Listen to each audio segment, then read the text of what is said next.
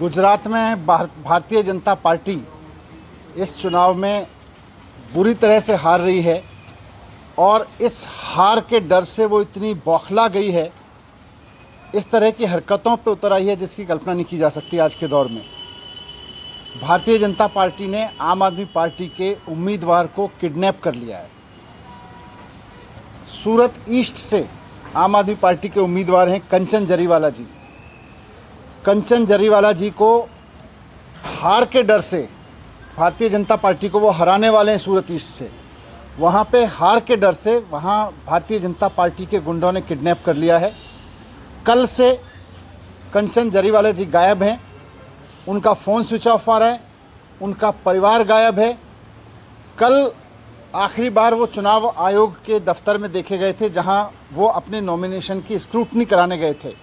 Scrutiny का मतलब यह है कि अपने कागज़ पत्र जो फॉर्म जमा कराते हैं कैंडिडेट, वो चेक कराते हैं जाके। तो स्क्रूटनी कराने गए थे कल वो वहाँ पे, और स्क्रूटनी के दौरान उन पर, उनके प्रस्तावकों पर, उनकी जो टीम वहाँ गई हुई थी उस पर तरह तरह से दबाव डाला गया। बीजेपी के गुंडों ने वहाँ पे दबाव डाला कि आप अपना नॉमिनेशन वापस लीजिए। जब उन्होंने नहीं माना तो बीजेपी के गुंडों ने वहाँ मौजूद आरओ पे तरह तरह से दबाव डाला कि इनका नॉमिनेशन कैंसिल कीजिए।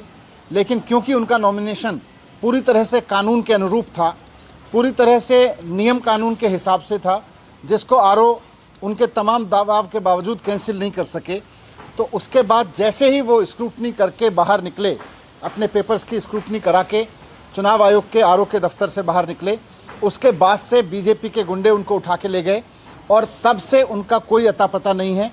उनका फ़ोन स्विच ऑफ आ रहा है लगातार। ये लोकतंत्र के लिए बहुत खतरनाक घटना है। उन पे पहले से दबाव डाला जा रहा था कि वो पर्चा ना भरें, लेकिन पर्चा भरा तो स्क्रूटनी उनके नॉमिनेशन कैंसिल कराने की कोशिश की, और जब नॉमिनेशन भी उनका कैंसिल नहीं हुआ, वापस नहीं लिया उन्होंने और कैंसिल नहीं हुआ, तो अब उनका किडनैप कर लिया गया है। ये बहुत खतरनाक है। कल से हमारी पूरी टीम गुजरात में वहाँ के चुनाव आयोग के संपर्क में है। चुनाव आयोग वहाँ के जो सीईओ हैं वो बार बार आश्वासन दे रहे हैं कि हमने डीएम को कहा है, एसपी को कहा है, लेकिन कोई उसका नतीजा नहीं निकला है। अभी तक ये पता नहीं चला है। ये बहुत खतरनाक है। हमारे देश का चुनाव आयोग निष्पक्ष चुनाव के लिए जाना जाता है, लेकिन ऐसे समय में अगर एक लीडिंग पार्टी का कैंडिडेट दूसरी पार्टी द्वारा किडनैप करा लिया जाता है तो फिर निष्पक्षता कहाँ रह गई, फिर इफेक्टिवनेस कहाँ रह गई, कहाँ रह गई उसकी जो प्रभावशाली चुनाव आयोग है हमारा। आज ये चुनाव आयोग के प्रेशर पर, चुनाव आयोग की निष्पक्षता पे भी ये सवाल उठ रहे हैं कि एक पार्टी एक कैंडिडेट को उठा लेती है, गायब कर देती है, और उसके बाद में चुनाव आयोग सिर्फ ये कह रहा है कि हमने डीएम को बोल दिया है, हमने एसपी को बोल दिया है।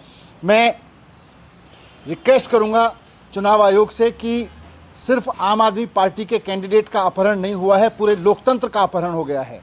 आज के दौर में अगर कैंडिडेट को अपहरण कर लिया जाएगा, अगर चुनाव नहीं लड़ने दिया जाएगा, अगर चुनाव लड़ने के लिए कोई बाजिद हो और पूरी तरह से सक्षम हो तो उसका अपहरण कर लिया जाएगा, तो फिर चुनाव के मसले ही क्या रह गया, चुनाव के मायने ही क्या रह गए। अगर इस तरह से जीतने वाले कैंडिडेट्स, विपक्ष के जीतने वाले कैंडिडेट्स को इस तरह से उठा लिया जाएगा और चुनाव आयोग 24 घंटे बाद भी सिर्फ ये कहेगा कि हम डीएम से बात कर रहे हैं, हम एसपी से बात कर रहे हैं, तो उसके बाद में लोकतंत्र कहाँ बचा रहेगा।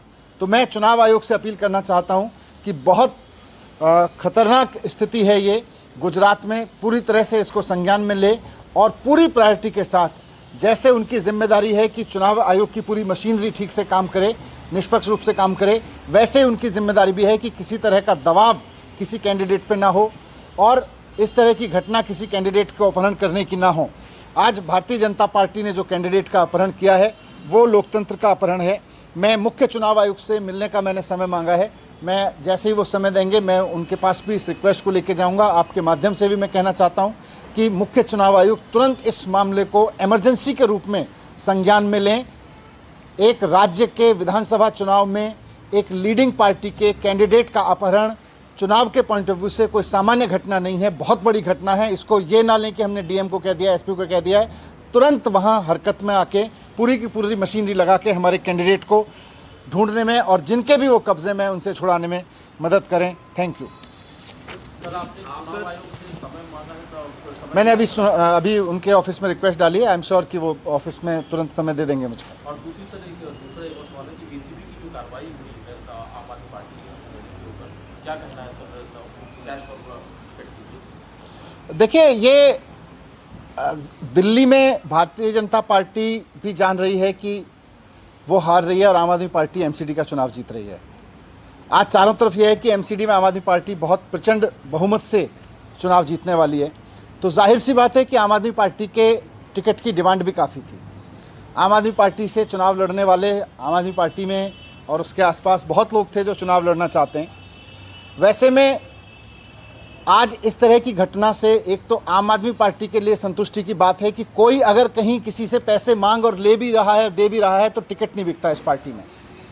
ये इस पूरे घटनाक्रम से एक अच्छी बात आम आदमी पार्टी के बारे में सामने आ रही है कि किसी ने किसी को पैसे दे भी दिए और किसी ने किसी से पैसे ले भी लिए, कहीं किसी ने दूर दूर, लेकिन टिकट नहीं मिला उसको।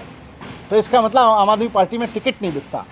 इस घटना से मैं एक सिल्वर लाइनिंग इसमें ये देख रहा हूँ कि आम आदमी पार्टी इस टेस्ट में पास हुई कि किसी ने किसी को पैसे भी दे दिए और टिकट लेने के नाम पे ले भी लिए, लेकिन उसको टिकट नहीं मिला। यानी कि आम आदमी पार्टी में पैसे नहीं चलते टिकट के। ये अपने आप में इस बात का प्रमाण आ गया सामने।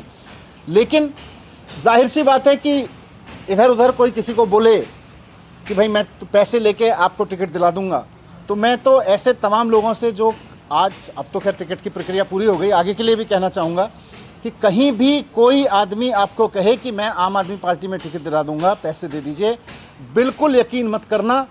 सबसे बड़ा झूठा होगा वो आदमी जो ये कहेगा। और इसका प्रमाण आज की ये घटना है जो सामने आई है कि कोई किसी से पैसे ले रहा था, अगर ऐसा आरोप है, ले रहा था, फिर भी उसको टिकट नहीं मिला। यहाँ पैसे देने से टिकट नहीं मिलते हैं आम आदमी पार्टी में, ये बात साफ हो गई है। इस मामले में मैं ये कहूँगा कि पूरी निष्पक्ष जांच हो और जिसने भी, अगर किसी ने टिकट दिलाने के नाम पे किसी को धोखा दिया, पैसे लिए, आम आदमी पार्टी का कोई किसी जगह था, उसका दुरुपयोग करने की कोशिश की, उसके खिलाफ सख्त से सख्त कार्रवाई होनी चाहिए। नमस्कार, मैं हूं मानक गुप्ता। अगर आपको हमारा ये वीडियो पसंद आया हो तो इसे लाइक और शेयर जरूर करें और हाँ, हमें सब्सक्राइब और फॉलो करना ना भूलें ताकि आप देश और दुनिया की कोई खबर मिस ना करें। तो जुड़े रहिए हमारे साथ और देखते रहिए News 24।